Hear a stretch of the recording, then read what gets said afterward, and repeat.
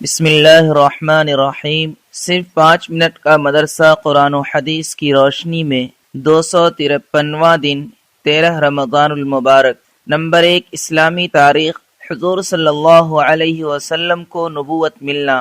رسول اللہ صلی اللہ علیہ وسلم غار حرا میں اللہ کی عبادت میں مشغول تھے کہ آپ صلی اللہ علیہ وسلم کی نبوت کی مبارک گھڑی آ پہنچی۔ حضرت جبرائیل علیہ السلام غار حرا میں تشریف لائے اور آپ صلی اللہ علیہ وسلم سے کہا کہ پڑھیے۔ آپ صلی اللہ علیہ وسلم نے جواب دیا کہ میں پڑھا ہوا نہیں ہوں۔ رسول اللہ صلی اللہ علیہ وسلم فرماتے ہیں کہ اس کے بعد انہوں نے مجھے پکڑ کر دبایا یہاں تک کہ میں نے اس کی تکلیف محسوس کی، پھر مجھے دیا اور کہا پڑھیے۔ میں نے جواب دیا کہ میں پڑھا ہوا نہیں ہوں۔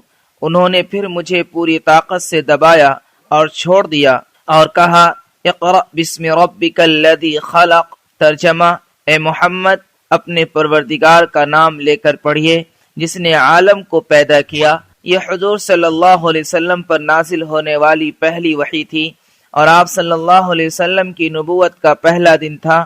آپ حضرت خدیجہ رضی اللہ عنہا کے ساتھ ورقہ بن نوفل کے پاس گئے جو نصرانیت کے بڑے عالم تھے۔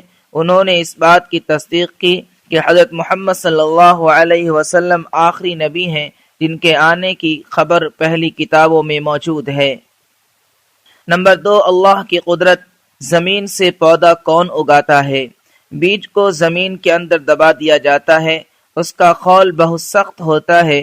کچھ بیج اتنے سخت ہوتے ہیں کہ ہم انہیں دانتوں سے بھی توڑ نہیں سکتے، لیکن یہی بیج جب مٹی میں بو دیا جاتا ہے تو چند دنوں میں ایک نازک اور نرم پودا اس سخت بیج کو توڑ کر اور زمین کو پھاڑ کر نکلتا ہے۔ آخر اس سخت خول کو کون توڑتا ہے اور زمین سے پودا کون نکالتا ہے؟ قرآن پاک میں ہے، یقیناً اللہ ہی بیجوں اور گٹلیوں کو توڑتا ہے۔ نمبر 3، ایک فرض کے بارے میں۔ زکوٰۃ مستحق کو دینا ضروری ہے۔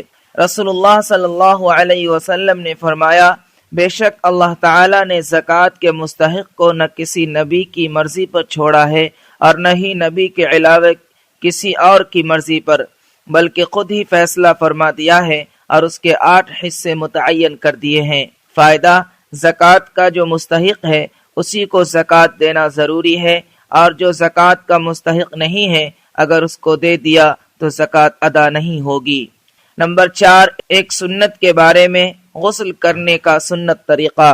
حضرت عائشہ رضی اللہ عنہ فرماتی ہیں کہ رسول اللہ صلی اللہ علیہ وسلم جنابت کا غسل یعنی فرض غسل فرماتے تو سب سے پہلے ہاتھ دھوتے، پھر سیدھے ہاتھ سے بائیں ہاتھ پر پانی ڈالتے، پھر استنجا کی جگہ دھوتے، پھر جس طرح نماز کے لیے وضو کیا جاتا ہے اسی طرح وضو کرتے، پھر پانی لے کر اپنی انگلیوں کے ذریعے سر کے بالوں کی جڑوں میں داخل کرتے، پھر 3 دفعہ دونوں ہاتھ بھر کر یکے بعد دیگرے سر پر پانی ڈالتے، پھر سارے بدن پر پانی بہاتے اور سب سے اخیر میں دونوں پاؤں دھوتے۔ نمبر 5، ایک اہم عمل کی فضیلت۔ خوف خدا میں رونا۔ رسول اللہ صلی اللہ علیہ وسلم نے فرمایا، جو آدمی اللہ کے ڈر سے روئے اس کا جہنم میں جانا اسی طرح محال ہے جس طرح دودھ کا تھنوں میں جانا۔ خلاصہ، جس طرح دودھ باہر آ جانے کے بعد تھن میں دوبارہ جانا مشکل ہے، اسی طرح اللہ کے ڈر اور خوف سے رونے والے کا جہنم میں جانا مشکل ہے۔ نمبر 6، ایک گناہ کے بارے میں۔ وارث کو میراث سے محروم کرنا۔ رسول اللہ صلی اللہ علیہ وسلم نے فرمایا، جو شخص اپنے وارث کو میراث دینے سے بھاگے گا اور اسے میراث سے محروم کر دے گا تو اللہ تعالی قیامت کے دن جنت سے اس کی میراث ختم کر دے گا۔ نمبر 7، دنیا کے بارے میں۔ دنیا کی نعمتوں کا خلاصہ۔ رسول اللہ صلی اللہ علیہ وسلم نے فرمایا، تم میں سے جس شخص کو صحت و تندرستی حاصل ہو اور اپنے گھر والوں کی طرف سے اس کا دل مطمئن ہو اور ایک دن کا کھانا اس کے پاس موجود ہو تو سمجھ لو کہ دنیا کی تمام نعمت اس کے پاس موجود ہے۔ نمبر 8، آخرت کے بارے میں۔ اہل جنت کی نعمت۔